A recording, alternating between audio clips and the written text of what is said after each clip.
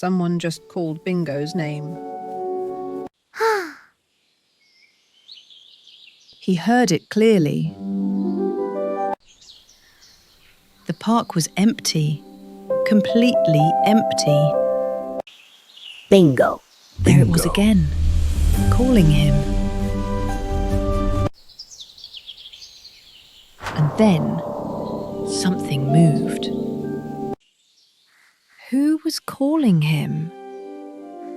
Should he follow the voice